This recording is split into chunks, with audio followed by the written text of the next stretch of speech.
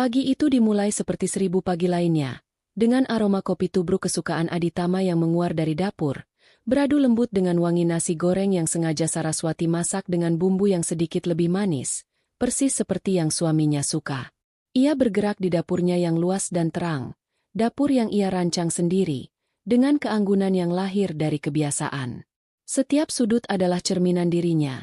Dari pilihan marmer putih di meja hingga pot-pot herbal di dekat jendela yang menghadap taman belakang. Hidupnya, seperti dapurnya, tertata rapi, fungsional, dan indah dipandang. Bunda, telurnya Danu mau setengah matang ya. Suara putranya, Danu, memecah keheningan. Anak laki-laki berusia 15 tahun itu sudah duduk di meja makan. Seragam sekolahnya rapi, rambutnya masih sedikit basah. Saraswati tersenyum, membalikkan badan dari wajan. Tentu, sayang. Seperti biasa, ia mengambil sebutir telur dari keranjang dan dengan sekali ketukan, memecahkannya di atas wajan panas. Desis minyak dan telur yang bertemu adalah musik latarnya setiap pagi. Tak lama, Cahya, putri bungsunya yang berusia 13 tahun, ikut bergabung. Ia duduk di sebelah kakaknya sambil menyenandungkan lagu yang sedang populer. Rambutnya yang panjang dikuncir kuda. Poninya membingkai wajahnya yang ceria. Pagi, Bunda, sapanya, mengambil segelas susu yang sudah disiapkan Saraswati. Pagi, cantik, balas Saraswati. Ia meletakkan sepiring nasi goreng dengan telur mata sapi di hadapan Danu, lalu mulai menyiapkan piring untuk Cahya. Aditama turun beberapa saat kemudian. Sudah rapi dengan kemeja kerjanya. Ia berjalan ke arah Saraswati, mengecup keningnya lembut. Sebuah ritual pagi yang tak pernah terlewat selama 17 tahun pernikahan mereka. Wanginya sampai ke atas, ras. Katanya dengan suara beratnya yang selalu berhasil menenangkan Saraswati. Spesial untuk suami terbaik, jawab Saraswati, menepuk pelan lengan Aditama. Mereka sarapan bersama, diiringi obrolan ringan tentang sekolah anak-anak dan rencana akhir pekan. Aditama menceritakan proyek baru di kantornya, dan Saraswati mendengarkan dengan saksama sambil sesekali menimpali. Inilah dunianya. Sebuah dunia sempurna yang ia bangun bata demi bata, sama seperti gedung-gedung yang ia rancang sebagai seorang arsitek. Firma arsitektur yang ia dirikan bersama dua temannya kini menjadi salah satu yang paling disegani di kota. Ia mencintai pekerjaannya, tetapi keluarganya adalah fondasinya, pusat dari alam semestanya. Ia merasa menjadi wanita paling beruntung di dunia, karir yang cemerlang dan keluarga yang menjadi sumber kebahagiaan abadinya. Setelah Aditama dan anak-anak berangkat, Saraswati menghabiskan waktu sejenak di tamannya, menyeruput sisa kopinya. Ia memandangi rumah 2 lantai itu, mahakarya pertamanya setelah lulus kuliah. Setiap detailnya ia pikirkan, setiap ruang ia desain dengan cinta. Rumah itu bukan sekadar bangunan, melainkan saksi bisu perjalanan hidupnya, tempat ia membesarkan Danu dan Cahya, tempat ia berbagi tawa dan cinta dengan Aditama. Di kantor, hari itu berjalan seperti biasa.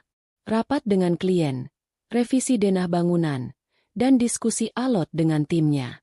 Ia adalah pemimpin yang dihormati, terkenal dengan ketelitian dan visinya yang kuat. Pukul 3 sore, saat sedang fokus menatap layar komputernya, sebuah pesan masuk dari Aditama. Rapatku selesai lebih cepat. Mau makan malam di luar nanti? Ajak anak-anak.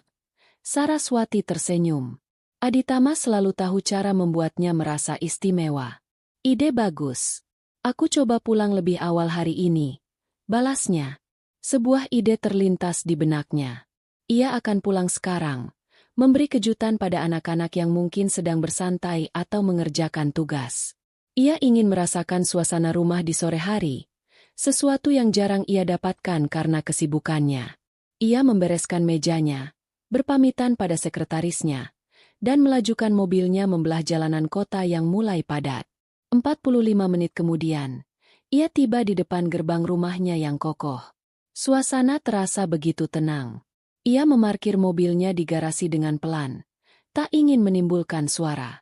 Ia ingin melihat ekspresi terkejut Danu dan Cahya saat ia muncul tiba-tiba. Dengan langkah ringan, ia membuka pintu utama. Hening. Hanya suara detak jam dinding di ruang tamu yang terdengar. Mungkin anak-anak sedang di kamar mereka atau di ruang belajar. Ia meletakkan tasnya di sofa dan berjalan menuju lantai 2. Ia melewati kamar Danu yang pintunya sedikit terbuka. Kosong. Kamar Cahya juga sama. Lalu ia mendengar suara samar dari ruang kerja Aditama, yang sering dipakai anak-anak untuk menggunakan komputer. Saraswati tersenyum, membayangkan mereka sedang asyik bermain game atau menonton film. Semakin dekat ia ke pintu ruang kerja yang sedikit terbuka itu, suara mereka semakin jelas. Itu suara Aditama. Rupanya suaminya juga sudah pulang lebih awal. Kejutan ini akan menjadi kejutan untuk mereka semua. Ia memperlambat langkahnya, ingin mendengar apa yang sedang mereka bicarakan dengan begitu serius.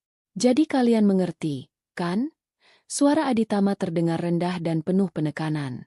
Ini rahasia kita bertiga. Saraswati mengernyitkan dahi. Rahasia apa? Kemudian ia mendengar suara Danu, terdengar ragu. Tapi, ayah, kenapa bunda tidak boleh tahu? Rasanya tidak adil. Suatu saat dia akan tahu, Danu. Tapi tidak sekarang, jawab Aditama. Nadanya terdengar sangat berbeda dari nada bicara yang biasa Saraswati dengar. Ada sesuatu yang dingin di baliknya. Apa bunda akan marah? Kini suara Cahya yang bertanya, terdengar kecil dan cemas. Hening sejenak. Saraswati menahan napas. Jantungnya mulai berdebar lebih kencang tanpa ia tahu sebabnya. Ia menempelkan telinganya lebih dekat ke celah pintu. Lalu ia mendengar kalimat itu. Kalimat yang diucapkan Aditama dengan nada datar, seolah sedang menjelaskan sebuah fakta bisnis yang tidak penting.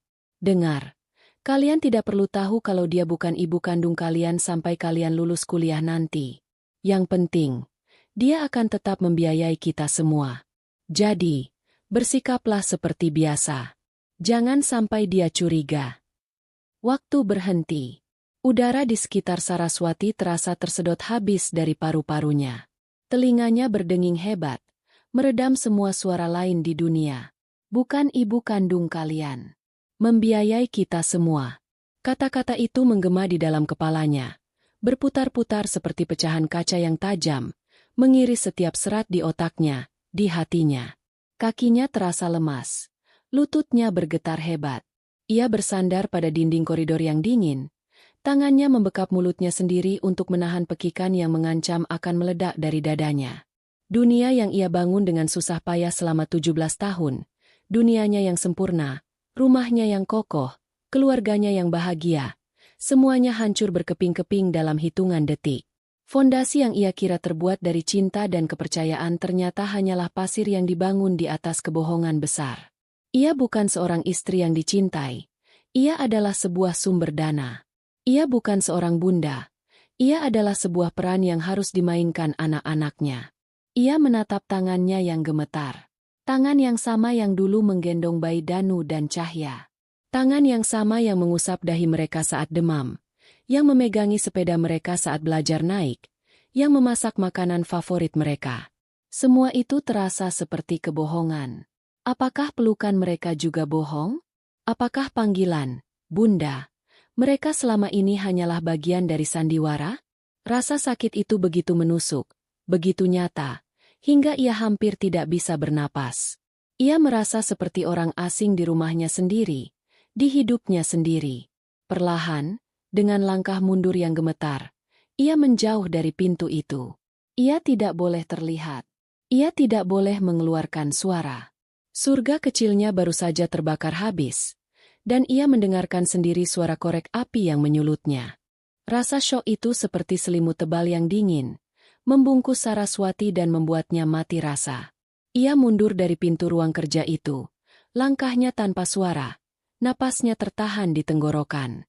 Setiap insting dalam dirinya berteriak untuk lari, untuk mendobrak pintu itu dan menuntut penjelasan, untuk berteriak hingga suaranya habis. Tapi tubuhnya tidak bergerak sesuai perintah itu. Sebaliknya, sebuah ketenangan yang mengerikan mengambil alih. Ketenangan seekor hewan yang terluka parah dan tahu ia harus segera mencari tempat bersembunyi sebelum pemangsanya sadar. Ia kembali ke lantai bawah, bergerak seperti bayangan di rumahnya sendiri. Ruang tamu yang tadi terasa hangat kini terasa asing dan mengancam. Foto keluarga besar di atas perapian seolah mengejeknya. Senyumnya di foto itu, senyum seorang wanita yang mengira memiliki segalanya, kini tampak begitu bodoh dan naif. Ia meraih tasnya dari sofa, menggenggamnya erat seolah itu satu-satunya benda nyata yang tersisa di dunianya yang baru saja runtuh. Tujuannya hanya satu, kamar tidur utama. Tempat paling pribadi baginya dan Aditama. Tempat yang menyimpan begitu banyak kenangan yang kini terasa seperti racun. Ia membuka pintu kamar pelan-pelan. Aroma parfum Aditama yang samar masih tertinggal di udara. Ia berjalan lurus ke lemari pakaian besar. Tangannya yang masih sedikit gemetar membuka pintu lemari, menyingkap barisan pakaiannya yang tertata rapi. Ia tidak mengambil semuanya. Ia hanya mengambil apa yang ia butuhkan. Otaknya yang biasanya dipenuhi ide-ide desain yang rumit kini bekerja dengan satu tujuan sederhana, bertahan hidup dan pergi. Ia menarik sebuah koper berukuran sedang dari atas lemari. Suaranya nyaris tak terdengar saat ia meletakkannya di atas tempat tidur. Ia mulai berkemas dalam keheningan yang mencekam. Setiap benda yang ia sentuh terasa seperti bara api. Gaun sutra yang Aditama berikan saat ulang tahun pernikahan mereka yang ke-15. Ia melemparkannya ke dalam koper tanpa melipatnya. Blus yang ia kenakan saat pertama kali mengantar Danu ke sekolah dasar.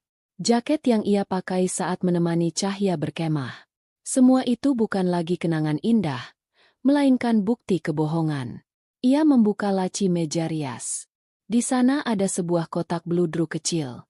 Di dalamnya, kalung dengan liontin inisial nama anak-anak, hadiah dari Aditama saat Cahya lahir. Ia memandangi kalung itu sejenak, lalu menutup kotaknya dan memasukkannya ke dalam tas. Bukan sebagai kenang-kenangan, tapi sebagai barang bukti. Bukti dari kehidupan yang telah dicuri darinya. Matanya lalu tertuju pada sebuah bingkai foto digital di atas nakas. Foto-foto itu berganti setiap beberapa detik. Foto liburan mereka di Bali. Wajah mereka berempat tersenyum bahagia dengan latar belakang matahari terbenam.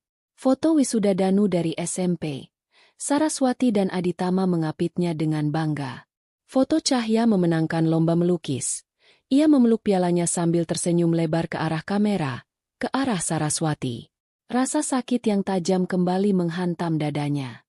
Ia meraih bingkai itu. Tangannya gemetar ingin membantingnya ke lantai. Tapi ia menahannya. Ia hanya mencabut kabelnya, membiarkan layarnya menjadi hitam dan kosong. Seperti hidupnya saat ini. Ia beralih ke laci kerjanya di sudut kamar. Ia mengambil laptopnya, beberapa hard disk eksternal yang berisi semua portofolio pekerjaannya, dan yang terpenting, sebuah map tebal berisi dokumen-dokumen pribadinya. Paspor, akta lahir, ijazah, dan surat-surat kepemilikan aset atas namanya. Otaknya bekerja cepat. Ia harus mengamankan masa depannya. Ia tidak akan membiarkan Aditama mengambil apapun lagi darinya. Setelah koper terisi, ia menariknya turun dari tempat tidur. Ia melihat sekeliling kamar untuk terakhir kalinya. Kamar yang menjadi saksi cintanya, harapannya, dan kini, pengkhianatan terbesarnya. Tidak ada air mata. Matanya kering dan panas. Rasa sakitnya terlalu dalam untuk bisa menjadi air mata. Saat ini, yang ada hanyalah kehampaan dan sebuah tekad yang membara. Dengan hati-hati, ia menyeret kopernya keluar kamar, menuruni tangga satu persatu, memastikan tidak ada suara berderit. Ia mendengar suara tawa samar dari ruang kerja di lantai atas. Mereka sudah selesai dengan rahasia. Mereka dan mungkin sedang bersantai. Perutnya terasa mual. Ia mempercepat langkahnya, membuka pintu depan, dan keluar ke udara sore yang terasa menyesakkan. Ia memasukkan kopernya ke bagasi mobil dan duduk di belakang kemudi. Tangannya mencengkeram setir begitu erat hingga buku-buku jarinya memutih. Ia menatap rumah itu sekali lagi melalui kaca spion. Rumah impiannya. Kini rumah itu hanyalah sebuah bangunan kosong yang dipenuhi hantu kenangan palsu. Ia menyalakan mesin mobil dan melaju pergi tanpa menoleh ke belakang. Ia tidak tahu harus kemana. Ia hanya terus mengemudi, menjauh dari kompleks perumahan mewah itu, menjauh dari kehidupannya yang lama. Jalanan yang ia lewati tanpa kabur. Ia mengemudi secara otomatis, Sementara pikirannya berkecamuk. Setiap detail kecil dari masa lalunya kini ia pertanyakan. Saat ia terbaring lemah selama berminggu-minggu setelah melahirkan Cahya, Aditama bilang itu karena komplikasi. Apakah itu kebenarannya? Saat Aditama selalu bersikeras menggunakan dokter kandungan pilihannya, apakah itu karena dokter itu adalah bagian dari konspirasi ini? Kebohongan itu begitu besar, begitu terstruktur. Ini bukan kesalahan sesaat. Ini adalah penipuan yang direncanakan selama hampir 2 dekade. Dan yang paling menyakitkan adalah keterlibatan anak-anak. Mereka mungkin tidak tahu sejak awal, tapi sekarang mereka tahu. Dan mereka memilih untuk melindungi ayah mereka. Melindungi kebohongan itu demi jaminan finansial. Dia akan tetap membiayai kita. Kalimat itu terus terngiang, menusuk harga dirinya sebagai wanita dan sebagai manusia. Setelah mengemudi tanpa tujuan selama hampir 1 jam, sebuah nama terlintas di benaknya. Dewi. Sahabatnya sejak kuliah. Satu-satunya orang di dunia yang ia tahu tidak akan menghakiminya dan akan memberinya perlindungan tanpa bertanya. Ia mengarahkan mobilnya menuju apartemen Dewi di pusat kota. Saat Dewi membuka pintu, ekspresi cerianya langsung berubah menjadi cemas melihat keadaan Saraswati. Wajah Saraswati pucat, matanya kosong, dan ia hanya berdiri di sana dengan sebuah koper di sisinya. "Saras, kamu kenapa?" tanya Dewi, langsung menariknya masuk dan memeluknya. Dalam pelukan hangat sahabatnya, pertahanan Saraswati akhirnya runtuh. Ia tidak menangis, tapi seluruh tubuhnya bergetar hebat. Dewi tidak bertanya lebih jauh. Ia hanya menuntun Saraswati untuk duduk di sofa, menyelimutinya, dan membuatkannya teh hangat. Setelah beberapa saat, getaran di tubuh Saraswati mereda.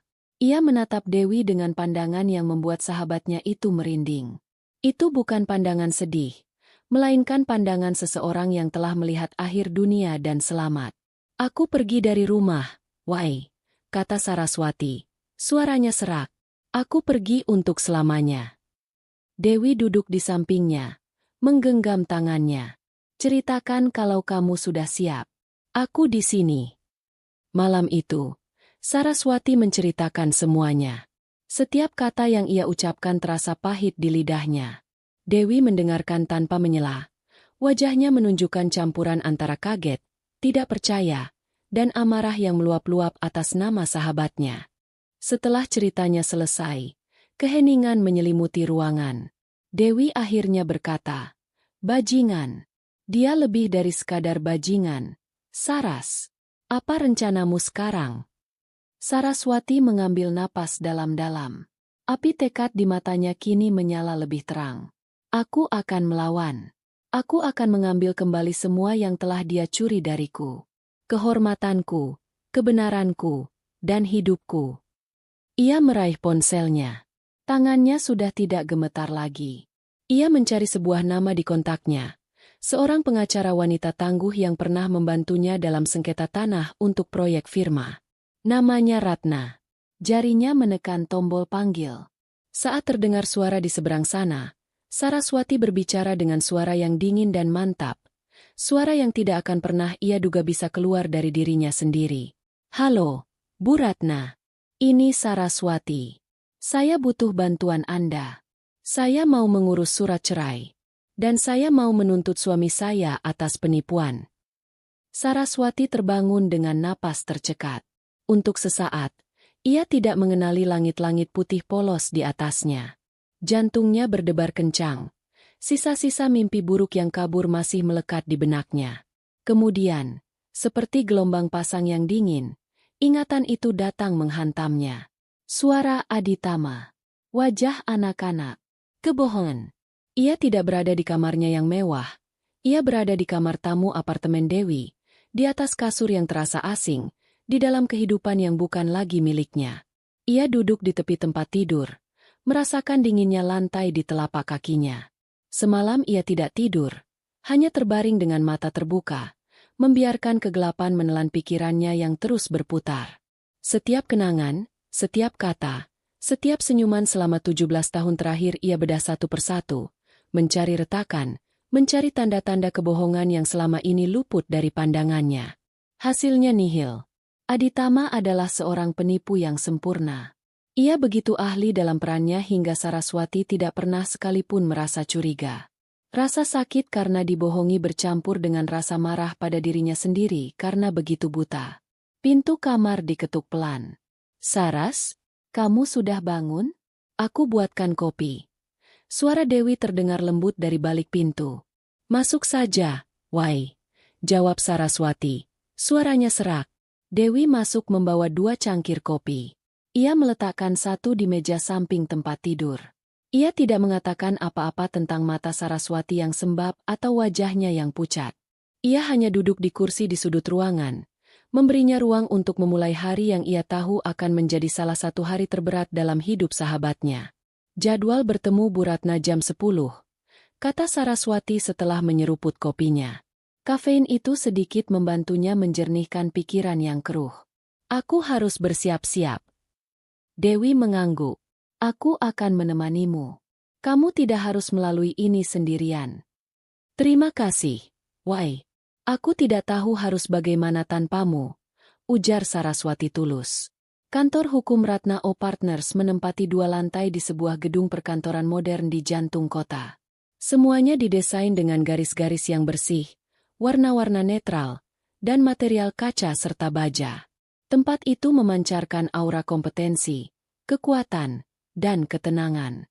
Berbeda 180 derajat dari kekacauan yang dirasakan Saraswati di dalam dirinya. Mereka disambut oleh seorang resepsionis yang ramah dan dipersilakan menunggu di sebuah ruangan yang nyaman. Tak lama, seorang wanita berusia akhir 40-an dengan setelan kerja yang elegan dan rambut disanggul rapi muncul di ambang pintu. "Ibu Saraswati? Saya Ratna.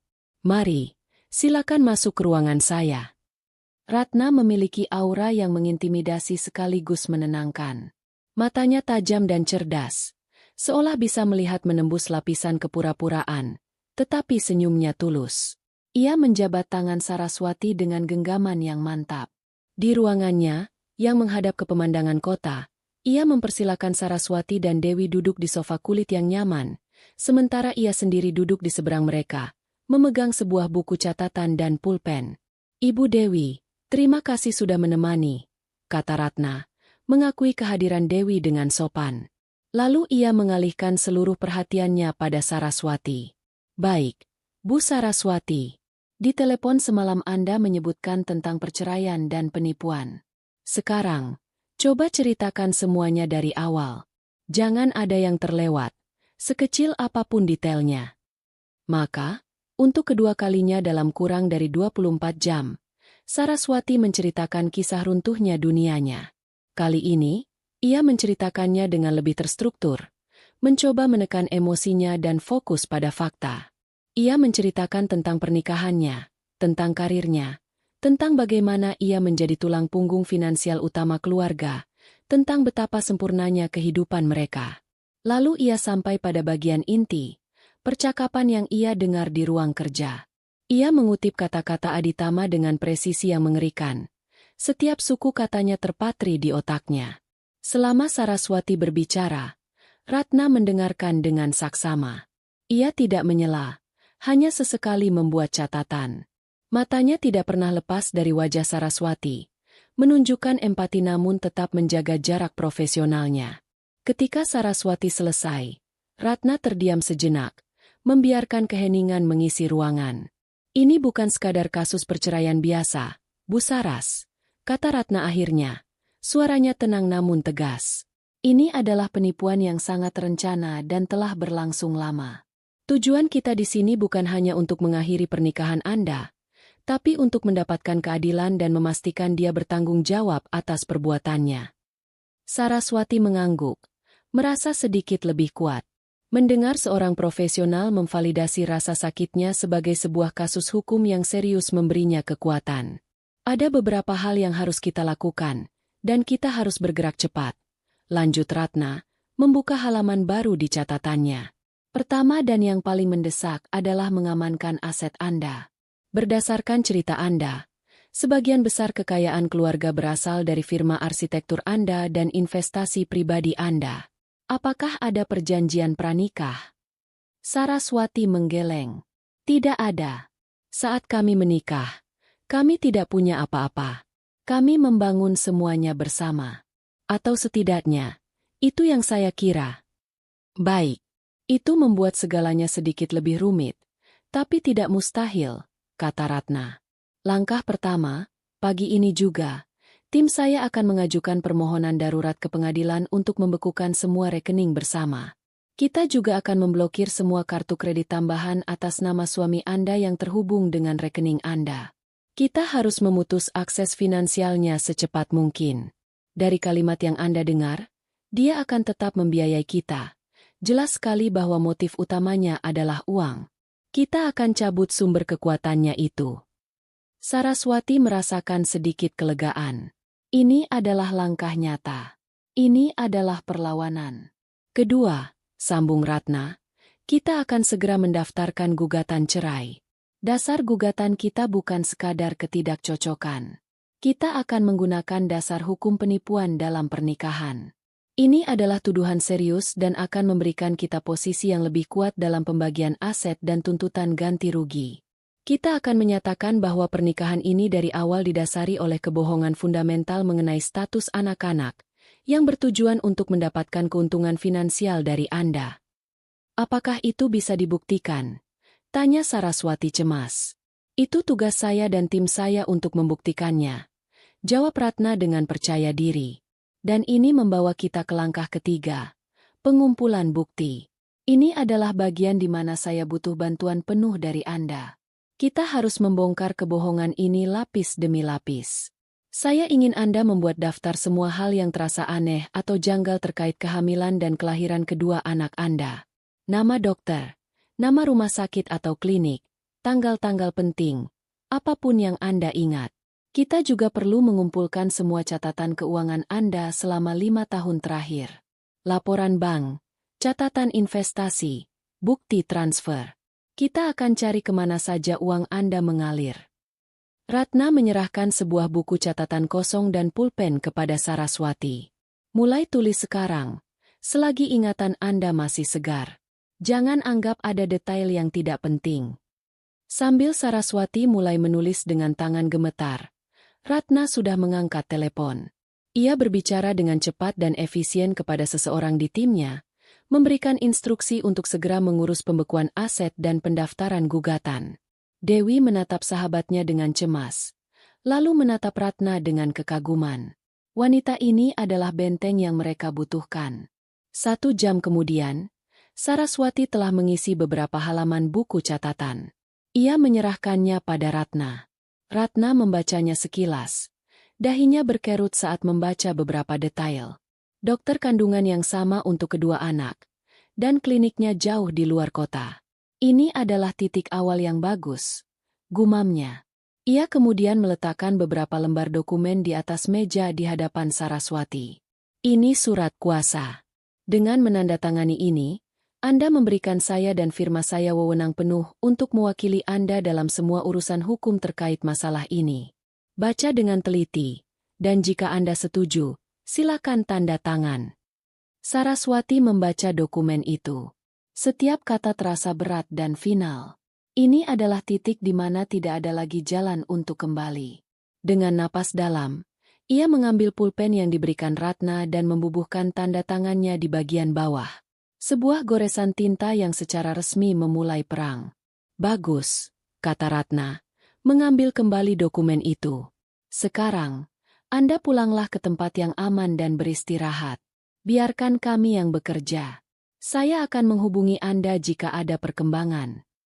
Di seberang kota, Aditama sedang menikmati makan siang di sebuah restoran mahal bersama seorang klien potensial. Ia sedang dalam suasana hati yang baik, yakin akan segera mendapatkan proyek besar. Saat tagihan datang, ia dengan percaya diri mengeluarkan kartu kredit platinumnya. Pelayan kembali beberapa saat kemudian dengan wajah sedikit canggung. Maaf, Pak, kartunya ditolak. Aditama mengernyit. Coba lagi. Mungkin ada masalah dengan mesinnya. Pelayan itu mencoba lagi. Hasilnya sama. Dengan sedikit kesal, Aditama mengeluarkan kartu lain dari dompetnya.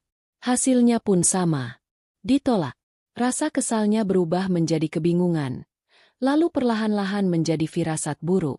Ia mencoba menelepon Saraswati untuk bertanya, tetapi panggilannya langsung masuk ke kotak suara.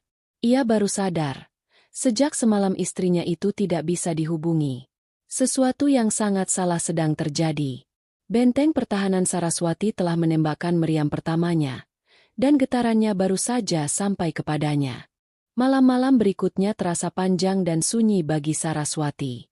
Ia tidur di kamar tamu Dewi yang nyaman, tetapi pikirannya tidak pernah benar-benar beristirahat.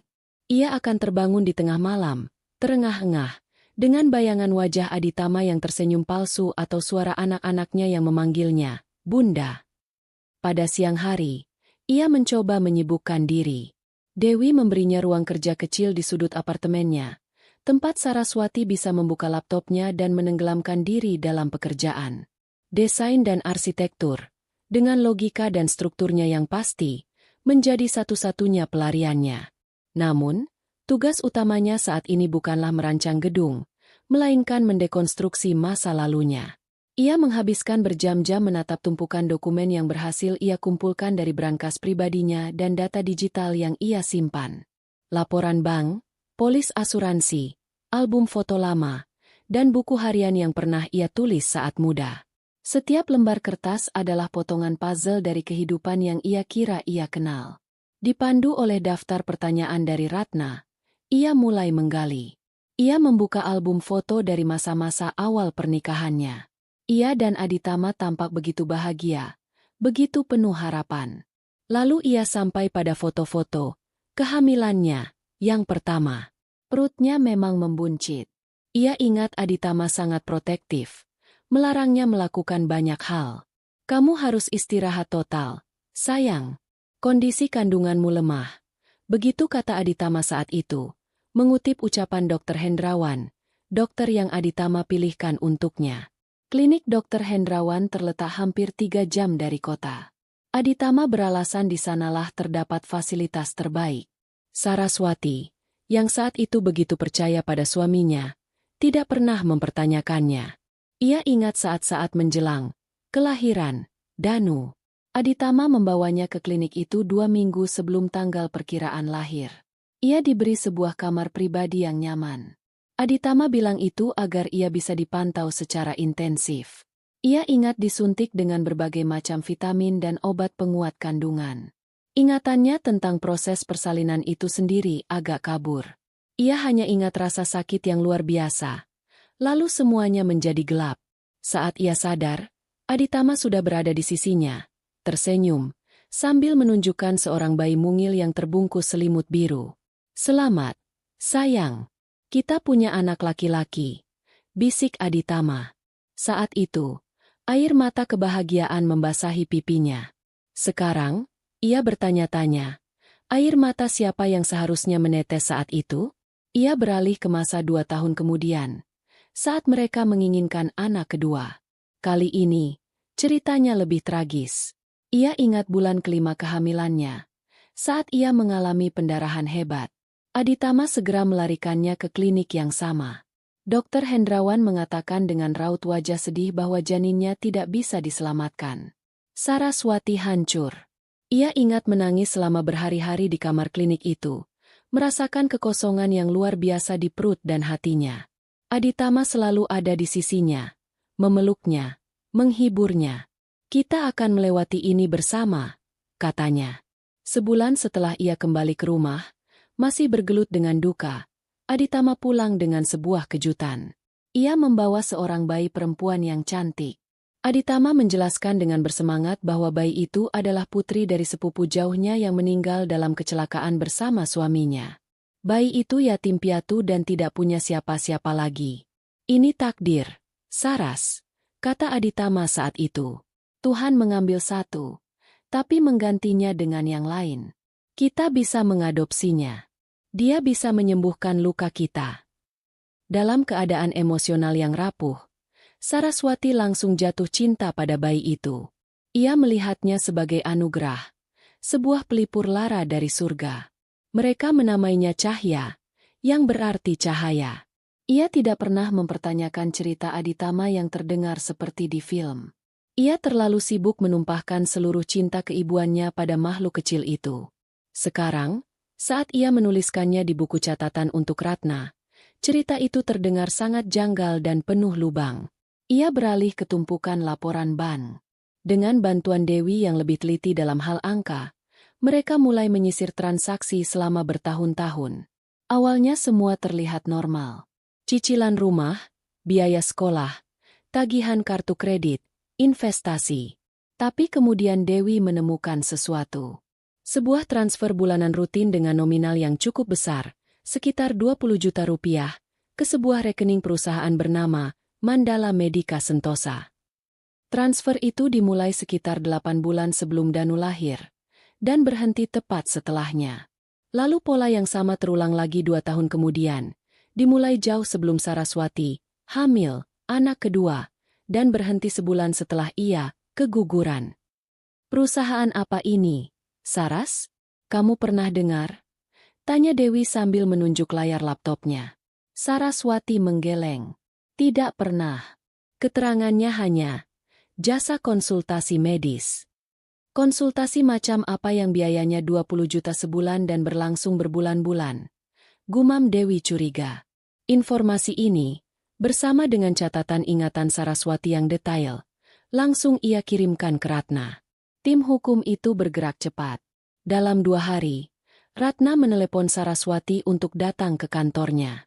Kita menemukan sesuatu, kata Ratna begitu Saraswati duduk di ruangannya. Nadanya serius. Pertama, mengenai Dr. Hendrawan. Dia bukan dokter kandungan. Lisensi medisnya adalah dokter umum. Dan kliniknya ditutup paksa oleh Ikatan Dokter Indonesia 5 tahun lalu karena kasus malapraktik dan pemalsuan dokumen. Perut Saraswati terasa melilit. Kedua, dan ini yang paling penting, lanjut Ratna sambil meletakkan beberapa lembar dokumen di atas meja. Perusahaan Mandala Medica Sentosa, itu adalah perusahaan cangkang. Kami melacak aliran dananya. Dan uang itu tidak berhenti di sana. Uang itu diteruskan ke sebuah klinik fertilitas ternama di kota ini, dan sebagian lagi ditransfer langsung ke rekening pribadi atas nama 2 wanita yang berbeda. Ratna menggeser selembar kertas ke hadapan Saraswati.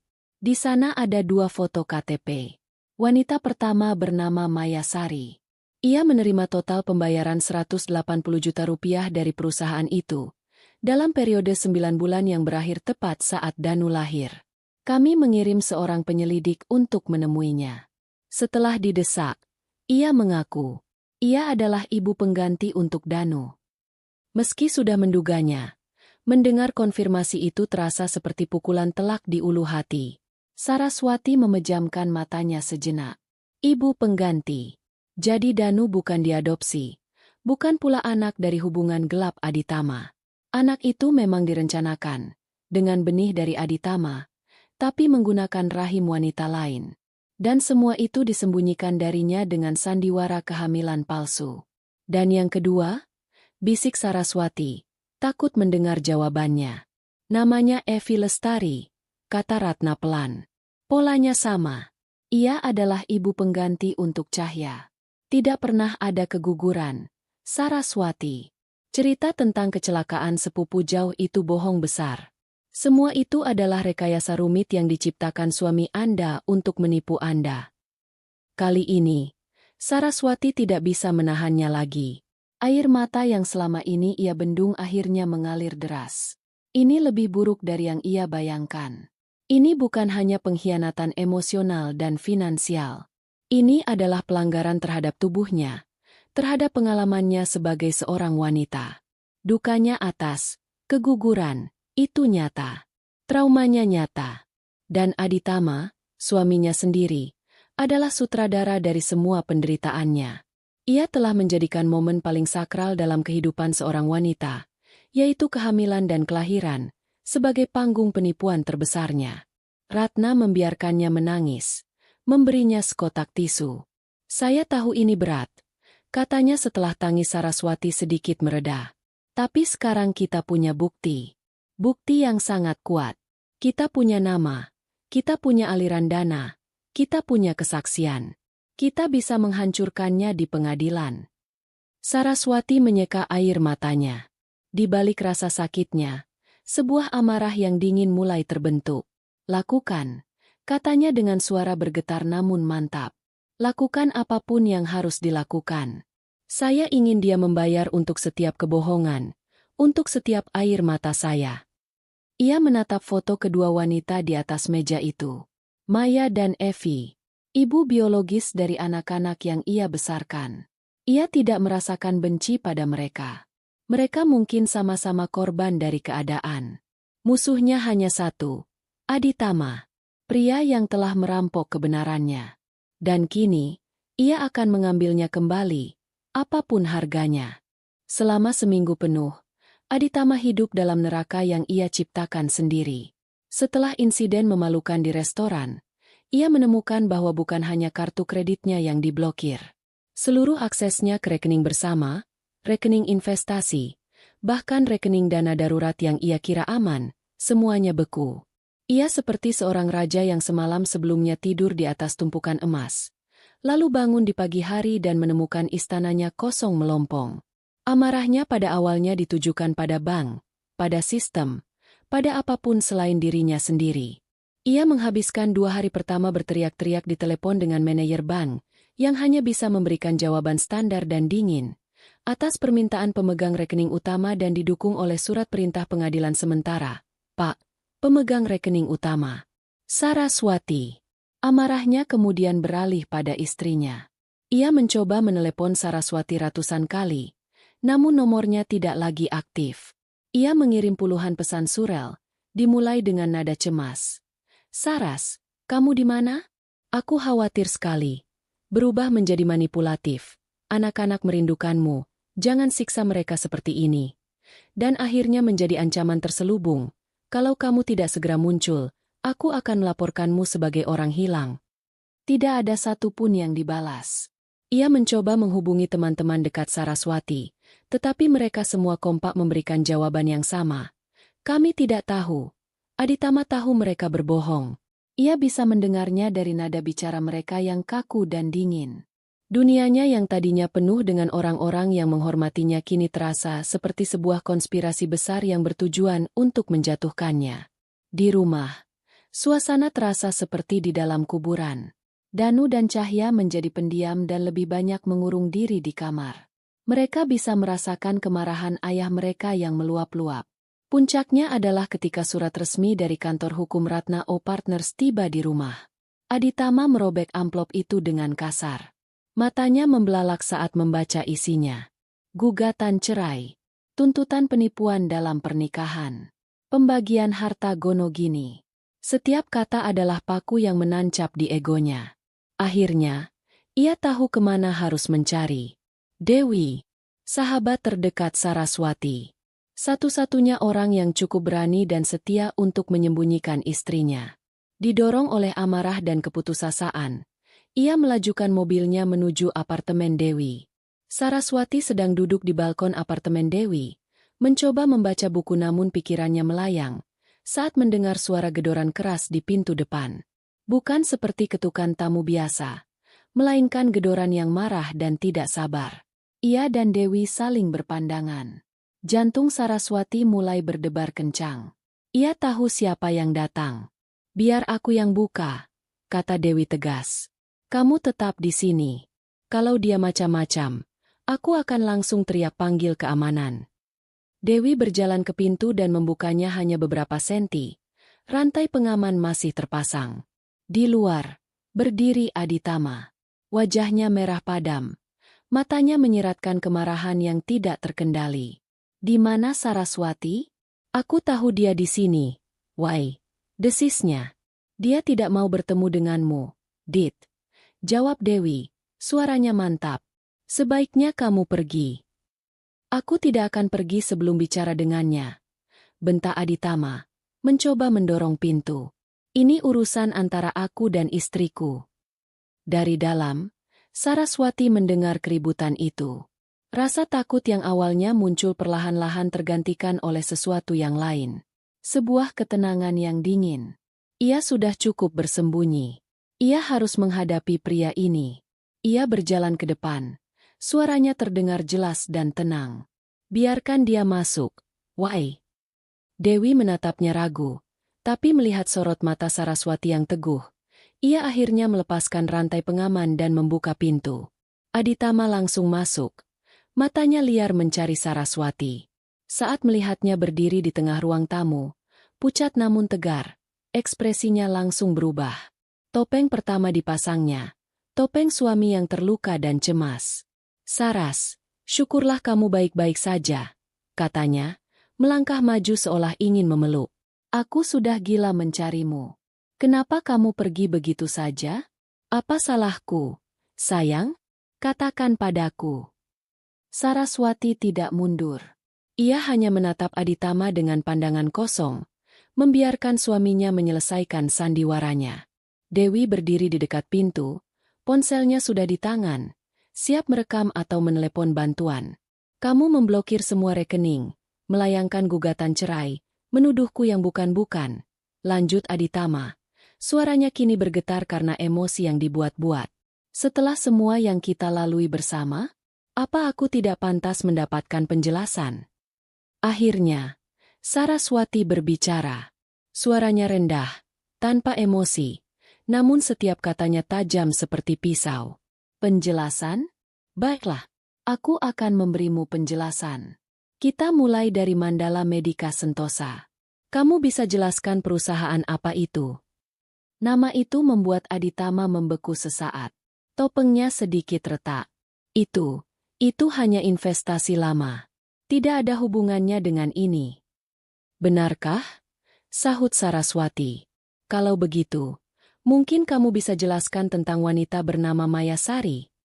Wajah Aditama memucat. Ia kehilangan kata-kata. Saraswati terus menusuk. Atau mungkin Evi Lestari? Apakah nama itu juga terdengar familiar? Apa mereka juga investasi lama? Aditama menatap Saraswati dengan tidak percaya. Napasnya mulai memburu. Ia tidak menyangka Saraswati bisa tahu sejauh ini. Topeng suami cemasnya luruh, digantikan oleh topeng kedua. Topeng pria yang terpojok dan mencoba mencari pembenaran. Kamu tidak mengerti, Saras, katanya. Suaranya kini memelas. Semua yang kulakukan untukmu. Untuk kita. Untukku? Ulang Saraswati. Sebuah senyum sinis tersungging di bibirnya. Apakah merekayasa keguguranku itu juga untukku? Apakah membiarkanku menangis berbulan-bulan karena kehilangan bayi yang tidak pernah ada itu juga untukku? Aku harus melakukannya, seru Aditama. Suaranya mulai meninggi. Dokter bilang kamu tidak akan pernah bisa punya anak. Aku tahu betapa kamu menginginkan sebuah keluarga. Aku tidak mau melihatmu hancur. Jadi aku mencari jalan lain. Aku melakukan ini agar kamu bisa bahagia. Itu adalah kebohongan yang sangat keji, dan Saraswati langsung mengetahuinya. Tidak pernah ada vonis seperti itu. Jangan coba-coba memutarbalikkan fakta, Aditama. Jangan gunakan aku sebagai alasan untuk perbuatanmu yang menjijikan. Lalu aku harus bagaimana? Mengaku padamu bahwa suami yang kamu banggakan ini mandul. Teriak Aditama, akhirnya meledak. Aku tidak mau terlihat lemah di hadapanmu. Aku ingin memberimu segalanya, termasuk anak-anak yang kamu dambakan. Jadi kamu memilih untuk menipuku? Membangun seluruh hidup kita di atas kebohongan. Balas Saraswati. Suaranya mulai bergetar karena amarah. Dan jangan berani-berani bicara tentang kebahagiaan. Aku tahu persis apa tujuanmu. Aku mendengarmu. Aku mendengar apa yang kamu katakan pada Danu dan Cahya. Saraswati maju selangkah, menatap lurus ke mata suaminya. Aku mengutip kata-katamu. Yang penting, dia akan tetap membiayai kita semua. Itu, kan? Itu tujuan utamamu? Aku bukan istrimu. Aku adalah mesin ATM-MU. Anak-anak itu bukan buah cinta kita. Mereka adalah polis asuransi masa depanmu. Skakmat. Topeng terakhir Aditama hancur berkeping-keping. Tak ada lagi sandiwara. Tak ada lagi pembenaran. Yang tersisa hanyalah wajah aslinya. Wajah seorang pengecut yang serakah dan penuh kebencian.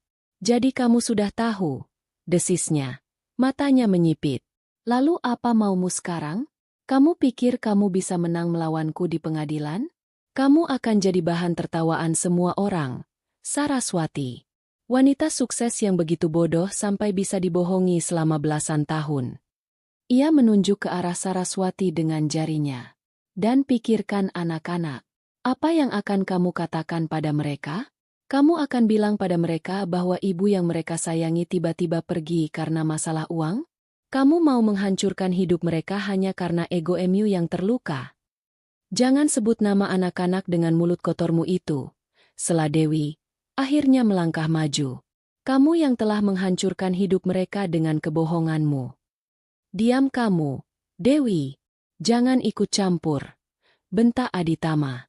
Aku tidak akan diam saja saat kamu mengancam sahabatku di rumahku sendiri. Balas Dewi sengit. Pergi sekarang, Aditama. Atau aku panggil polisi. Aditama menatap Dewi dengan kebencian. Lalu kembali menatap Saraswati. Sorot matanya dingin dan penuh ancaman. Ini belum selesai. Saras. Kamu akan menyesali ini. Setelah mengucapkan ancaman itu, ia berbalik dan membanting pintu di belakangnya, meninggalkan keheningan yang berat di apartemen itu. Saraswati merasakan kakinya lemas dan ia bersandar pada dinding. Tubuhnya bergetar, bukan karena takut, tapi karena luapan adrenalin dan emosi. Dewi segera menghampirinya. Kamu hebat, Saras. Kamu sangat kuat. Bisik Dewi sambil memeluknya. Di dalam pelukan sahabatnya, Saraswati akhirnya bisa bernapas lega. Ia telah menghadapi monsternya. Ia telah melihat wajah asli pria yang tidur di sampingnya selama 17 tahun. Dan meskipun ia terguncang, ia tidak hancur. Sebaliknya, ia merasa lebih yakin dari sebelumnya. Perang ini harus ia menangkan. Bukan hanya untuk dirinya, tapi juga untuk merebut kembali kebenaran bagi Danu dan Cahya. Di rumah besar yang kini terasa kosong dan dingin itu, Danu dan Cahya hidup seperti dua orang asing yang terjebak dalam satu perahu di tengah badai. Tawa yang dulu memenuhi setiap sudut ruangan telah lenyap, digantikan oleh keheningan yang berat atau suara bentakan ayah mereka di telepon. Ayah mereka berubah. Aditama yang dulu hangat dan sering bercanda kini menjadi sosok yang pemarah, mudah tersinggung, dan selalu tampak gelisah. Danu, sebagai anak sulung, mencoba untuk menjadi kuat. Ia berusaha melindungi adiknya dari atmosfer beracun di rumah. Tapi di dalam kamarnya, saat sendirian, ia merasa hancur. Rasa bersalah menggerogotinya setiap saat. Ia terus-menerus memutar ulang percakapan di ruang kerja itu. Ayahnya menyuruhnya diam, dan ia menurut. Beberapa hari setelah percakapan itu, ibunya pergi. Koneksi itu terasa begitu jelas di benaknya.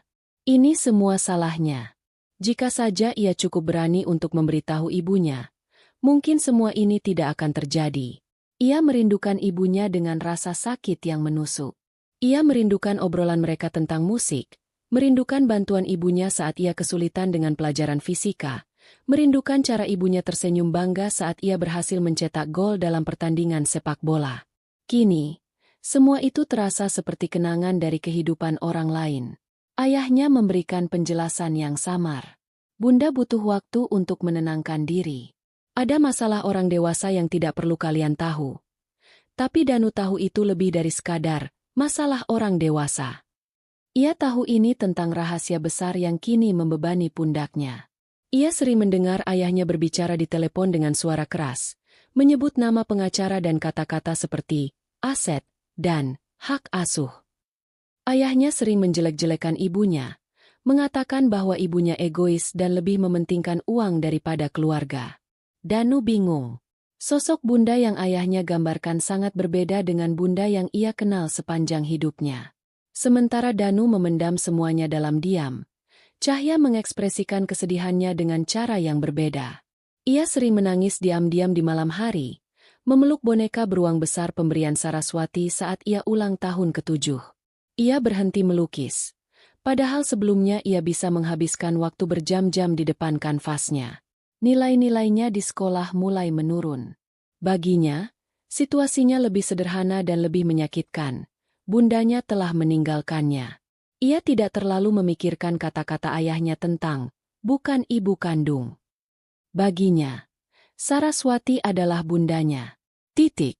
Wanita yang membacakan dongeng untuknya sebelum tidur, yang mengobati lututnya yang terluka, yang selalu tahu cara membuatnya tersenyum saat ia sedih. Pikiran bahwa wanita itu pergi begitu saja tanpa pamit membuatnya merasa tidak diinginkan dan tidak berharga. Apakah ia melakukan kesalahan? Apakah bundanya sudah tidak sayang lagi padanya? Suatu sore, saat Aditama sedang pergi, Cahya masuk ke kamar utama, kamar orang tuanya yang kini terasa angker. Ia membuka lemari pakaian di sisi ibunya.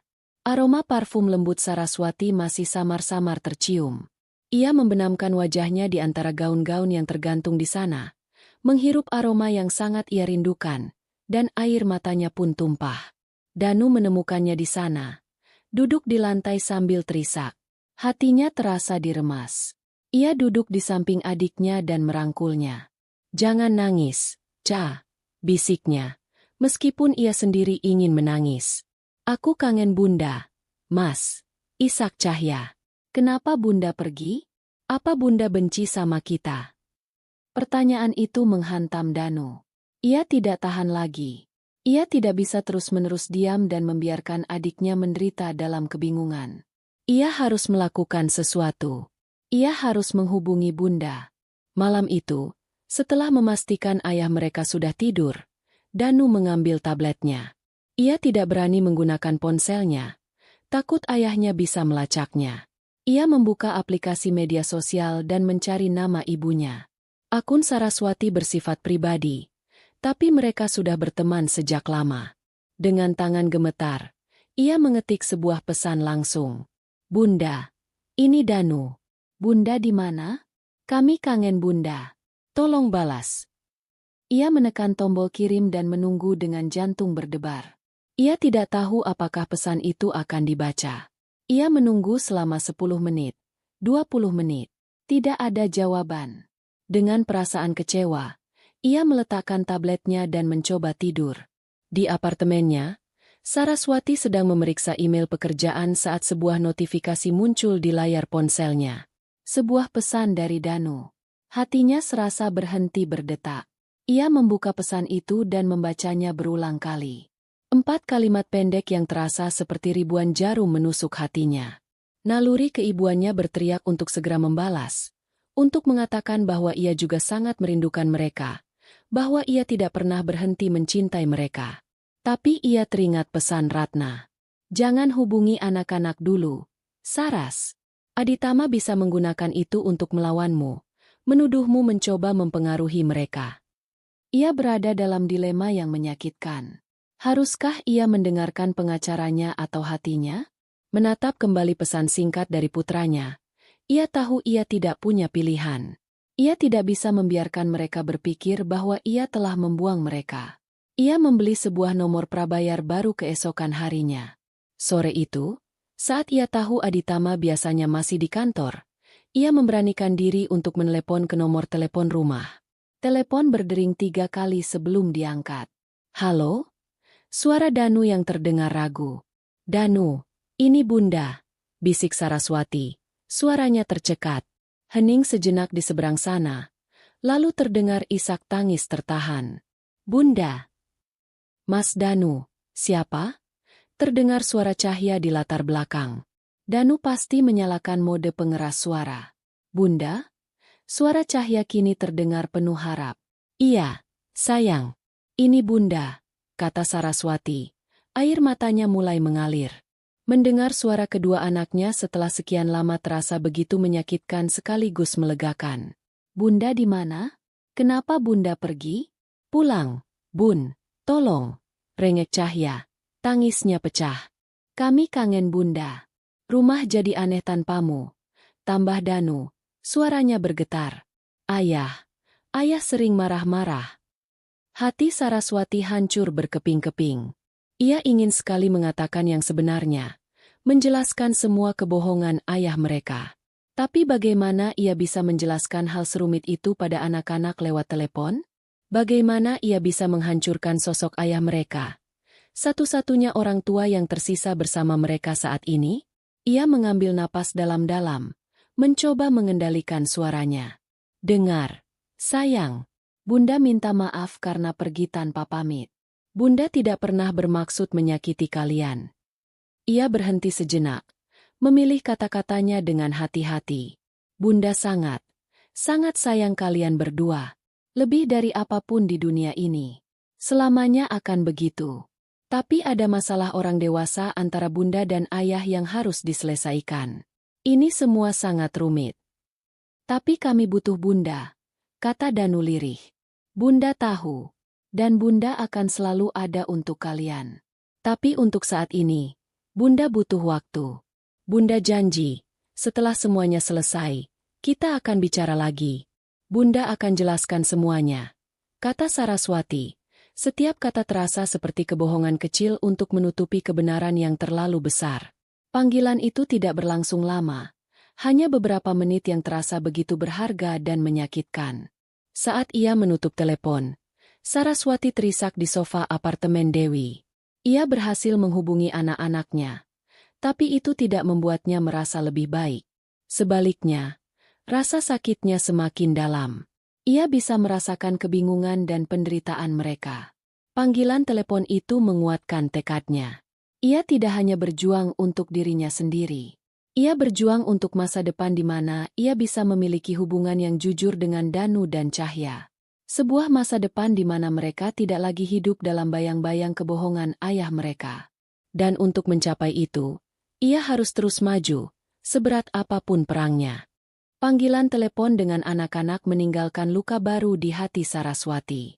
Mendengar suara mereka, merasakan kerinduan dan kebingungan mereka, membuatnya sadar bahwa bersembunyi di apartemen Dewi bukanlah solusi jangka panjang.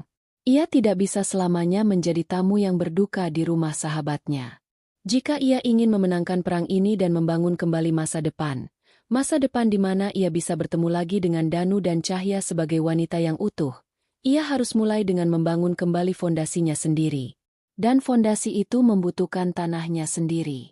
Aku akan mencari apartemen, Wai, kata Saraswati pada Dewi suatu pagi, seminggu setelah konfrontasi dengan Aditama. Dewi, yang sedang menyiram tanaman di balkon, menoleh dan tersenyum. Aku sudah menduga kamu akan mengatakan itu. Butuh bantuan untuk mencari. Aku rasa aku bisa menanganinya.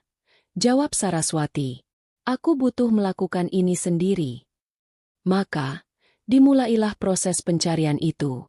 Ini adalah pertama kalinya dalam hampir 2 dekade ia mencari tempat tinggal untuk dirinya sendiri.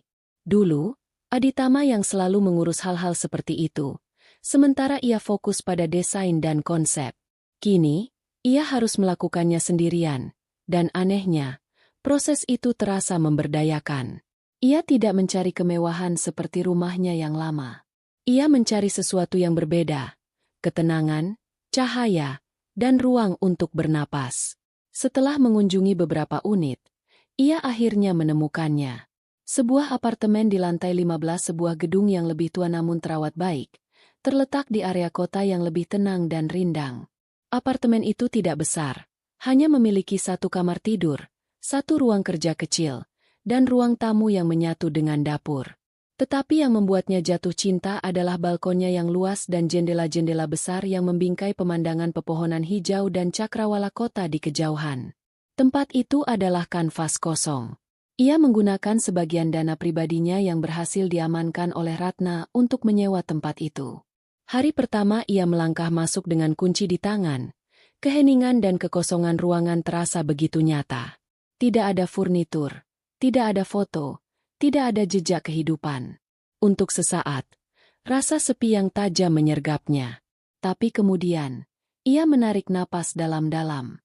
Ini bukan kekosongan, pikirnya. Ini adalah kebebasan. Sebagai seorang arsitek, menata ruang adalah keahliannya. Proses mengubah apartemen kosong itu menjadi sebuah rumah menjadi terapinya. Ia tidak terburu-buru. Ia memilih setiap perabot dengan penuh pertimbangan. Sofa berwarna krem yang nyaman untuk membaca, meja makan kayu solid yang cukup untuk 4 orang, sebuah harapan terselubung untuk masa depan, dan sebuah meja kerja minimalis di ruang kecil yang menghadap jendela. Ia mengecat dindingnya dengan warna putih gading yang hangat dan memasang rak-rak buku yang tinggi. Ia tidak membeli banyak barang. Ia hanya memilih benda-benda yang memberinya rasa damai. Setiap akhir pekan, Dewi akan datang membantunya, membawa makanan dan canda tawa. Perlahan tapi pasti, apartemen itu mulai menunjukkan karakternya. Karakter Saraswati yang sebenarnya, yang selama ini mungkin sedikit tersembunyi di balik kemegahan rumah lamanya. Ia memenuhi balkonnya dengan pot-pot tanaman, menciptakan sebuah taman kecil di langit. Di sanalah ia sering duduk di pagi hari, menyeruput kopi sambil merasakan sinar matahari di wajahnya, mencoba menemukan kembali dirinya di tengah keheningan. Selain membangun rumah, ia juga membangun kembali kehidupannya yang lain, pekerjaannya.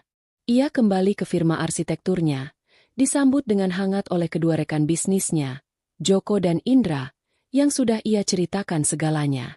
Mereka memberinya dukungan penuh, mengambil alih beberapa bebannya di awal, namun Saraswati menolaknya. Ia butuh pekerjaan. Ia butuh tantangan untuk menyibukkan pikirannya. Sebuah proyek baru datang. Sebuah permintaan dari Yayasan Nirlaba untuk merancang sebuah perpustakaan komunitas dan ruang kreatif untuk anak-anak di lingkungan berpenghasilan rendah. Proyek itu tidak besar dan bayarannya tidak seberapa. Tetapi sesuatu dalam proyek itu memanggilnya. Ia menumpahkan seluruh energi dan kreativitasnya ke dalam desain itu. Ia tidak hanya merancang sebuah gedung, ia merancang sebuah tempat perlindungan, sebuah ruang di mana anak-anak bisa bermimpi dan belajar.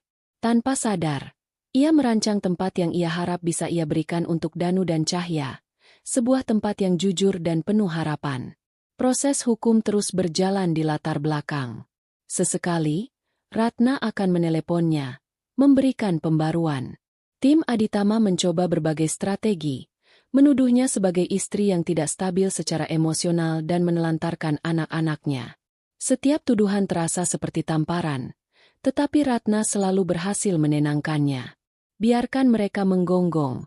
Saras, kita punya fakta. Kita punya bukti. Gonggongan mereka hanya menunjukkan keputusasaan. Saraswati juga mengambil langkah penting lainnya dalam proses penyembuhannya. Atas saran Dewi, ia mulai menemui seorang terapis. Awalnya ia ragu, merasa bisa mengatasi semuanya sendiri. Tetapi sesi pertamanya membuka matanya. Di ruangan yang aman dan tanpa penghakiman itu, ia akhirnya bisa menyuarakan semua perasaannya yang paling rumit. Ia berbicara tentang rasa malunya karena telah ditipu begitu lama. Ia berbicara tentang amarahnya yang begitu besar pada Aditama. Ia berbicara tentang duka citanya, bukan hanya karena kehilangan pernikahan, tetapi juga karena kehilangan ilusi tentang kehidupannya. Dan yang paling penting, ia berbicara tentang Danu dan Cahya. Ia mengakui betapa besar rasa cintanya pada mereka, sekaligus rasa bingungnya tentang bagaimana harus bersikap. Cinta yang Anda rasakan untuk mereka itu nyata, Bu Saraswati, kata terapisnya dengan lembut. Fakta bahwa mereka tidak lahir dari rahim Anda tidak menghapus 17 tahun kenangan, perhatian, dan kasih sayang yang telah Anda berikan. Cinta itu milik Anda, dan tidak ada yang bisa mengambilnya. Kata-kata itu memberinya perspektif baru. Ia mulai bisa memisahkan antara kebohongan Aditama dan perasaannya sendiri. Ia mulai menerima bahwa ia bisa membenci penipuan itu tanpa harus berhenti mencintai anak-anak yang menjadi korban tak bersalah dalam penipuan tersebut. Bulan-bulan berlalu. Saraswati menemukan ritme baru dalam hidupnya. Pagi hari dihabiskan dengan lari pagi di taman dekat apartemennya. Siang hari ia tenggelam dalam pekerjaannya. Sore hari ia habiskan di balkonnya, merawat tanamannya. Ia mulai belajar menikmati kesendirian, menemukan kembali siapa dirinya tanpa label, istri Aditama. Ia adalah Saraswati, seorang arsitek, seorang teman, seorang wanita yang sedang menyembuhkan lukanya. Suatu sore, telepon dari Ratna datang. Sidang pertama akan dimulai 2 minggu lagi, kata Ratna. Apakah kamu siap? Saraswati menatap pantulan dirinya di kaca jendela. Ia melihat seorang wanita yang berbeda dari wanita yang melarikan diri dari rumahnya beberapa bulan lalu. Wanita di cermin itu tampak lebih kurus, tetapi matanya tidak lagi kosong. Ada sorot kekuatan dan keteguhan di sana. Puing-puing dirinya telah ia kumpulkan satu persatu, dan ia telah membangun sesuatu yang baru dan lebih kuat di atasnya. "Saya siap," jawab Saraswati. Suaranya mantap dan tidak bergetar. "Saya sangat siap." Hari itu tiba. Udara di luar gedung pengadilan negeri terasa panas dan menyesakan. Kontras dengan hawa dingin dari pendingin ruangan di dalam koridornya yang panjang dan bergema.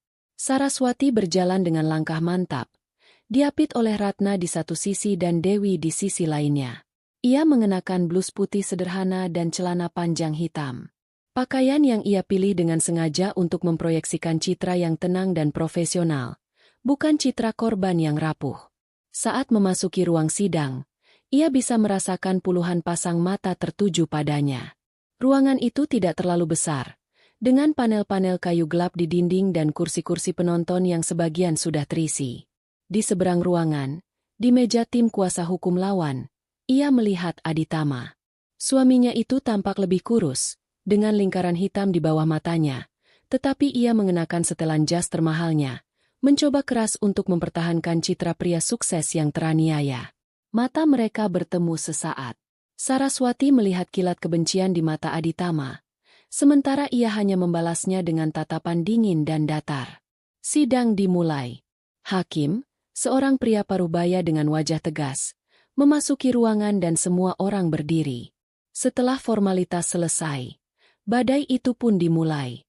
Pengacara Aditama, seorang pria licin yang banyak bicara, mendapatkan kesempatan pertama untuk memberikan pernyataan pembuka. Ia berjalan di depan hakim, berbicara dengan nada penuh simpati yang dibuat-buat. Ia melukiskan gambaran Aditama sebagai seorang suami dan ayah yang berdedikasi, yang terpaksa mengambil jalan yang tidak biasa, demi membahagiakan istrinya yang sangat ia cintai. Ia menggambarkan Saraswati sebagai wanita karir yang ambisius, yang setelah mencapai puncak kesuksesan, menjadi dingin dan egois, lalu dengan kejam meninggalkan keluarganya karena sebuah kesalahpahaman kecil dari masa lalu. "Yang mulia," katanya dengan dramatis, "ini adalah kisah tragis tentang seorang istri yang lebih memilih kekayaan daripada keluarganya. Kami di sini untuk membela kehormatan seorang pria yang hidupnya telah dihancurkan." Saraswati merasakan amarah mendidih di dalam dirinya, tetapi ia menahannya, tetap memasang wajah tenang seperti yang dinasihatkan Ratna. Kemudian, giliran Ratna. Ia bangkit dan berjalan ke depan dengan keanggunan yang mengintimidasi. Ia tidak menggunakan nada dramatis. Suaranya jelas, lugas, dan menusuk. "Yang mulia," mulai Ratna, "apa yang akan kami buktikan hari ini bukanlah sebuah kisah tragis, melainkan sebuah kasus penipuan yang diperhitungkan dengan sangat matang. Ini bukan tentang kesalahpahaman. Ini tentang kebohongan sistematis yang berlangsung selama 17 tahun, yang dirancang oleh terdakwa, Tuan Aditama, dengan satu tujuan utama, untuk mengeksploitasi klien saya secara finansial dan emosional. Kami akan menyajikan bukti-bukti yang tak terbantahkan, yang akan menunjukkan bagaimana Tuan Aditama tidak hanya menipu klien saya tentang asal-usul anak-anak mereka, tetapi juga memanipulasi catatan medis, menciptakan perusahaan fiktif, dan secara aktif menggelapkan dana milik klien saya untuk membiayai penipuan ini. Ini bukan kasus perceraian, Yang Mulia. Ini adalah kasus kejahatan." Pernyataan pembuka Ratna yang tajam membuat suasana ruangan menjadi tegang. Sidang dilanjutkan dengan pemanggilan saksi. Ratna memulai serangannya dengan memanggil seorang akuntan forensik. Saksi ahli itu, dengan bantuan proyektor, menampilkan diagram alur dana yang rumit. Ia menunjukkan dengan jelas bagaimana jutaan rupiah mengalir setiap bulan dari rekening bisnis dan pribadi Saraswati ke rekening perusahaan cangkang bernama Mandala Medica Sentosa. Lalu, ia menunjukkan bagaimana dana dari perusahaan itu dipecah dan ditransfer ke sebuah klinik fertilitas dan ke rekening pribadi Mayasari dan Evi Lestari. Penjelasan yang dingin dan penuh data itu adalah fondasi pertama yang meruntuhkan narasi suami berdedikasi yang coba dibangun oleh pihak Aditama. Saksi berikutnya adalah penyelidik swasta yang disewa oleh tim Ratna. Ia memberikan kesaksian tentang bagaimana ia melacak keberadaan Maya dan Evi. Ia juga menyajikan bukti bahwa Dr. Hendrawan telah dicabut izin praktiknya, dan bahwa tidak pernah ada catatan medis resmi yang menyatakan Saraswati tidak bisa memiliki anak. Setiap kesaksian adalah paku berikutnya yang ditancapkan pada peti mati kebohongan Aditama. Puncak dari babak pertama persidangan adalah saat Ratna memanggil Aditama ke kursi saksi. Di bawah bimbingan pengacaranya, Aditama kembali memainkan perannya sebagai korban. Ia berbicara dengan suara bergetar tentang cintanya pada Saraswati dan impiannya untuk membangun keluarga. Lalu, giliran Ratna melakukan pemeriksaan silang. Ia mendekati kursi saksi, matanya menatap tajam ke arah Aditama. "Tuan Aditama," mulai Ratna, "Anda mengatakan melakukan semua ini demi kebahagiaan istri Anda. Apakah membuat istri Anda percaya bahwa ia mengalami keguguran adalah bagian dari cara Anda membahagiakannya?" Pengacara Aditama melompat. "Keberatan, Yang Mulia. Pertanyaan ini menyudutkan." "Diterima," kata hakim. "Ganti pertanyaan Anda." Ratna tidak gentar. "Baik. Tuan Aditama, bisakah Anda jelaskan kepada pengadilan, mengapa pembayaran ke Mandala Medika Sentosa selalu berhenti tepat setelah seorang bayi diserahkan kepada istri saya?" Aditama tampak gelagapan. Itu hanya kebetulan." "Kebetulan yang terjadi 2 kali," serang Ratna. "Kebetulan yang melibatkan 2 wanita berbeda yang keduanya mengaku sebagai ibu pengganti." Aditama mulai berkeringat. Ratna terus memberondongnya dengan pertanyaan tentang aliran dana, tentang Dr. Hendrawan, tentang cerita sepupu yatim piatu yang tidak pernah ada. Aditama semakin terpojok. Jawabannya menjadi tidak konsisten dan penuh keraguan. Akhirnya, Ratna melepaskan serangan pamungkasnya. Ia berjalan kembali ke mejanya dan mengambil sebuah pemutar audio kecil. "Yang Mulia, saya ingin memutar sebuah rekaman suara yang direkam secara tidak sengaja oleh klien saya di rumahnya sendiri." Pengacara Aditama kembali keberatan, tapi hakim mengizinkannya. Ratna menekan tombol putar. Suara Aditama yang dingin dan penuh perhitungan memenuhi ruang sidang yang hening. "Dengar. Kalian tidak perlu tahu kalau dia bukan ibu kandung kalian sampai kalian lulus kuliah nanti. Yang penting, dia akan tetap membiayai kita semua." Suara itu berhenti. Semua mata tertuju pada Aditama, yang wajahnya kini pucat pasi seperti mayat. "Tuan Aditama," kata Ratna. Suaranya terdengar di seluruh ruangan. "Apakah itu suara Anda? Apakah itu yang Anda sebut sebagai tindakan cinta? Atau itu adalah suara seorang pria yang melihat istri dan anak-anaknya sebagai sumber penghasilan?" Aditama tidak menjawab. Ia hanya menatap kosong ke depan. Topengnya telah hancur total, memperlihatkan wajah seorang penipu yang tercela. Giliran terakhir adalah Saraswati. Dengan langkah yang terasa berat, ia berjalan ke kursi saksi. Ia tidak menatap Aditama. Ia menatap lurus ke arah hakim. Dengan suara yang tenang, ia menceritakan semuanya. Ia menceritakan tentang kebahagiaan palsunya, tentang momen saat ia mendengar kebenaran, tentang rasa sakit karena pengkhianatan. Ia tidak menangis. Ia hanya menyampaikan fakta dengan kejujuran yang melucuti. "Yang Mulia," katanya di akhir kesaksiannya, "saya mencintai kedua anak saya dengan segenap hati saya. Cinta itu nyata. Tetapi fondasi keluarga kami dibangun di atas kebohongan. Saya tidak meminta balas dendam. Saya hanya meminta kebenaran saya dikembalikan. Saya hanya meminta keadilan." Setelah kesaksiannya selesai, ruang sidang terasa hening. Bahkan pengacara Aditama pun tampak kehabisan kata-kata untuk melakukan pemeriksaan silang. Kedua belah pihak memberikan pernyataan penutup mereka. Pengacara Aditama mencoba sekuat tenaga untuk menyelamatkan situasi, tetapi usahanya sia-sia. Sementara itu, Ratna hanya merangkum kembali bukti-bukti yang telah mereka sajikan, menyimpulkannya dengan kalimat yang menusuk. Fakta tidak bisa dibantah. Dan faktanya adalah, telah terjadi penipuan yang keji. Kami memohon agar pengadilan memberikan putusan yang seadil-adilnya. Hakim mengetukkan palunya. Sidang ditunda. Majelis hakim akan bermusyawarah, dan putusan akan dibacakan 2 minggu dari sekarang. Sidang hari itu berakhir. Saraswati merasa seluruh energinya terkuras habis. Dewi memeluknya erat. Saat ia berjalan keluar dari ruang sidang, ia bisa merasakan kemenangan di udara. Badai itu telah ia lewati.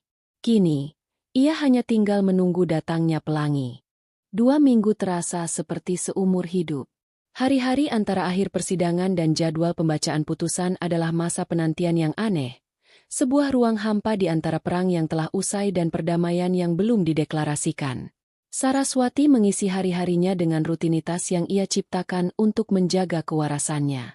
Pagi hari ia habiskan di lokasi proyek perpustakaan komunitas, menenggelamkan diri dalam detail teknis, diskusi dengan mandor, dan aroma semen basah serta kayu yang baru dipotong.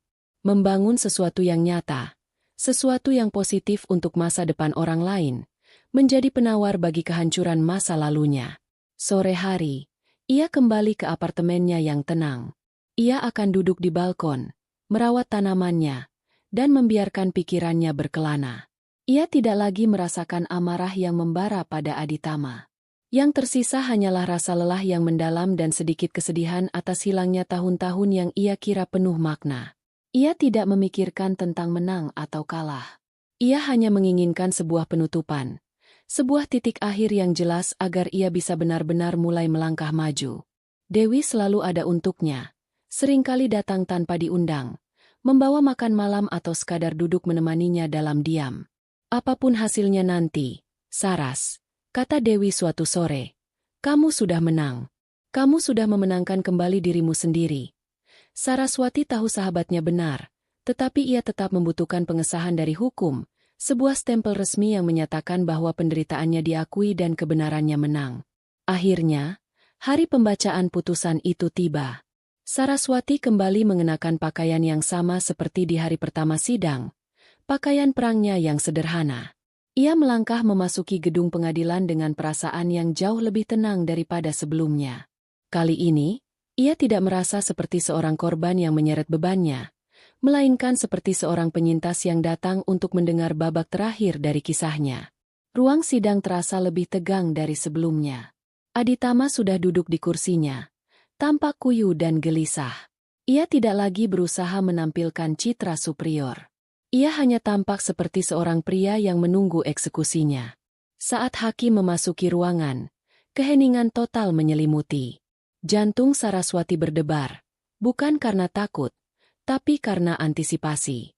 Hakim duduk, menyesuaikan kacamatanya, dan membuka sebuah map tebal di hadapannya. Ia berdehem sebelum mulai berbicara. Suaranya yang berat dan datar menggema di seluruh ruangan.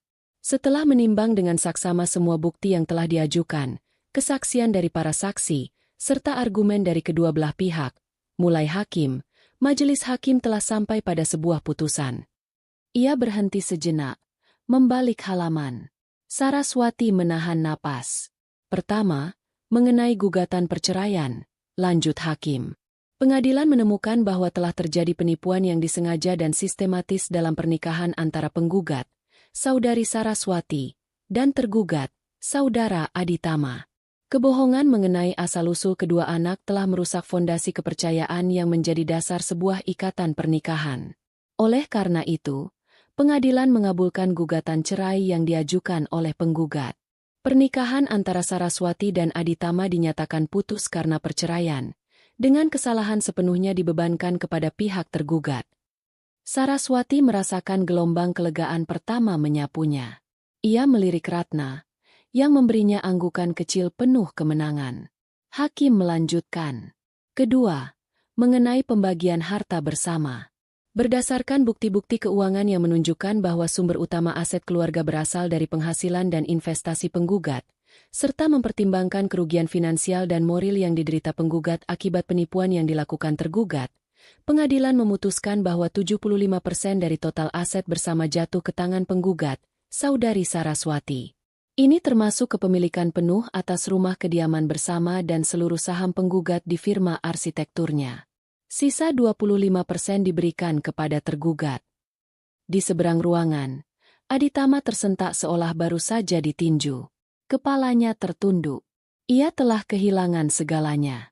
Rumah yang ia tinggali, gaya hidup mewah yang ia nikmati, semuanya lenyap dalam sekejap. Ini adalah keadilan finansial yang Saraswati perjuangkan. Akhirnya, hakim sampai pada bagian yang paling sulit, bagian yang paling membuat Saraswati cemas. Ketiga, mengenai hak asuh anak, Danu dan Cahya. Ini adalah keputusan yang paling berat bagi majelis hakim. Pengadilan mengakui cinta dan dedikasi yang telah diberikan oleh penggugat dalam membesarkan kedua anak selama ini. Namun, pengadilan juga menemukan bahwa tergugat, sebagai ayah, telah melakukan kebohongan yang luar biasa yang berpotensi menimbulkan trauma psikologis mendalam pada anak-anak. Di sisi lain, penggugat juga telah terpisah dari anak-anak selama beberapa bulan terakhir. Hakim menatap lurus ke depan. Demi kepentingan terbaik bagi anak-anak, pengadilan memutuskan bahwa hak asuh atas Danu dan Cahya untuk sementara waktu tidak diberikan kepada kedua orang tua. Hak asuh akan berada di bawah pengawasan Dinas Sosial dan Perlindungan Anak. Anak-anak akan ditempatkan di bawah perwalian sementara yang ditunjuk oleh negara dan akan menjalani serangkaian konseling untuk membantu mereka memproses situasi ini. Baik penggugat maupun tergugat akan diberikan hak kunjungan yang diatur dan diawasi oleh Dinas Sosial. Keputusan hak asuh permanen akan ditinjau kembali setelah 6 bulan, berdasarkan evaluasi dari psikolog anak dan pekerja sosial. Palu hakim diketuk 3 kali. Putusan itu bersifat final. Sidang selesai. Saraswati duduk membeku. Ia menang. Secara hukum, ia menang telak. Tetapi kemenangan itu terasa pahit. Ia tidak bisa langsung membawa anak-anaknya pulang. Ia harus melalui birokrasi, melalui kunjungan yang diawasi. Rasa lega karena memenangkan kasus bercampur dengan rasa sakit, karena perpisahannya dengan anak-anak ini bersifat resmi dan diatur oleh negara. Ratna menepuk pundaknya dengan lembut. Ini hasil terbaik yang bisa kita harapkan, Saras. Ini adalah prosedur standar untuk melindungi anak-anak. Ini memberimu waktu untuk membangun kembali hubungan dengan mereka di jalur yang benar, tanpa intervensi dari Aditama. Di seberang ruangan, Aditama bangkit dengan lunglai, wajahnya kosong. Ia berjalan keluar dari ruang sidang tanpa menatap siapapun. Seorang pria yang telah kehilangan segalanya karena keserakahannya sendiri. Setelah keramaian di ruang sidang mereda, Saraswati, Dewi, dan Ratna berjalan keluar. Tidak ada perayaan. Tidak ada sorak-sorai kemenangan. Yang ada hanyalah keheningan. Keheningan setelah badai reda, menyisakan pemandangan kehancuran yang harus dibereskan. Saraswati tidak langsung pulang ke apartemennya. Ia meminta Dewi untuk mengantarnya ke lokasi proyek perpustakaan.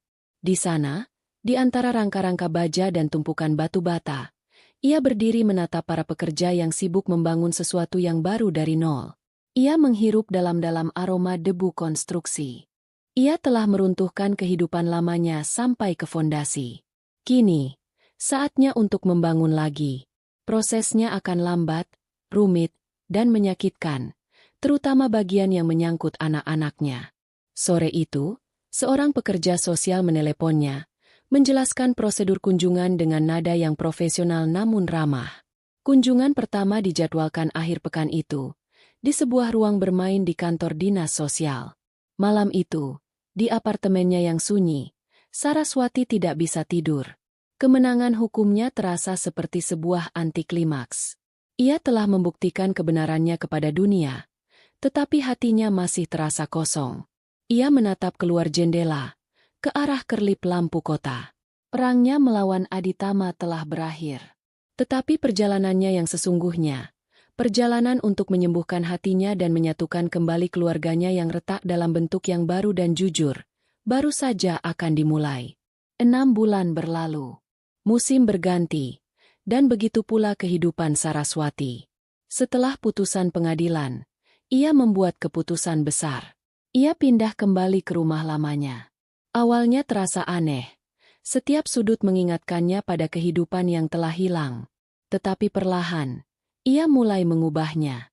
Ia mengecat ulang dindingnya, mengganti perabotan, dan menata ulang tamannya.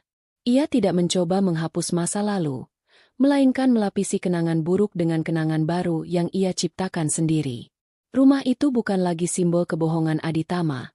Rumah itu adalah istananya, tempat ia berdaulat atas hidupnya sendiri. Proyek perpustakaan komunitas telah rampung. Bangunan modern yang cerah dan penuh warna itu kini ramai dikunjungi anak-anak setiap sore.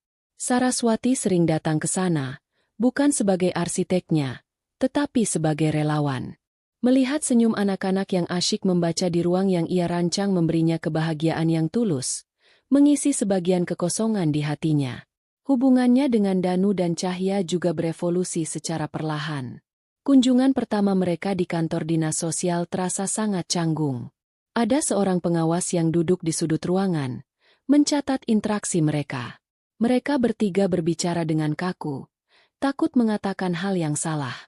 Tetapi Saraswati sabar. Ia tidak memaksa. Ia hanya hadir di sana, menunjukkan pada mereka bahwa ia tidak akan pergi lagi. Setelah beberapa sesi yang diawasi, mereka diizinkan melakukan kunjungan tanpa pengawas. Saraswati akan menjemput mereka dari rumah wali sementara mereka, pasangan parubaya yang baik hati, dan mengajak mereka makan es krim atau berjalan-jalan di taman. Percakapan mereka mulai mengalir lebih alami. Mereka berbicara tentang sekolah, teman, dan hal-hal ringan lainnya. Mereka tidak pernah membicarakan ayah mereka atau kasus pengadilan. Ada sebuah tembok tak kasat mata di sekitar topik itu. Danu dan Cahya juga menjalani terapi. Mereka belajar untuk memahami kompleksitas situasi mereka. Mereka diberitahu kebenaran tentang asal-usul mereka dengan cara yang sesuai dengan usia mereka. Mereka marah, bingung, dan sedih. Mereka juga merindukan ibu yang telah membesarkan mereka. Titik baliknya terjadi 3 bulan setelah putusan, saat mereka diizinkan untuk menginap di rumah Saraswati untuk pertama kalinya. Malam itu, setelah makan malam, mereka bertiga duduk di ruang keluarga yang baru ditata ulang. Cahya, yang selama ini paling pendiam, tiba-tiba bertanya dengan suara lirih, "Apakah Bunda pergi karena kami bukan anak kandung Bunda?" Pertanyaan itu menusuk jantung Saraswati. Inilah saatnya. Tidak ada lagi pengawas. Tidak ada lagi pengacara. Hanya mereka bertiga dan kebenaran. Saraswati bergeser lebih dekat, menatap kedua anaknya dengan tatapan penuh kasih. "Bunda tidak pernah pergi karena kalian," katanya lembut. "Bunda pergi karena ayah kalian telah membangun keluarga kita di atas kebohongan yang sangat besar. Dan Bunda tidak bisa lagi hidup dalam kebohongan itu. Itu menyakiti Bunda, dan pada akhirnya itu juga akan menyakiti kalian." Ia meraih tangan mereka. "Dengar, mungkin ibu tidak melahirkan kalian dari perut ibu. Ada wanita baik lain yang melakukan itu. Tapi sejak pertama kali ibu menggendong kalian, sejak pertama kali ibu melihat mata kalian, ibu memilih untuk menjadi ibu kalian. Ibu memilih untuk mencintai kalian setiap hari. Dan pilihan itu nyata." Air mata mulai menggenang di matanya.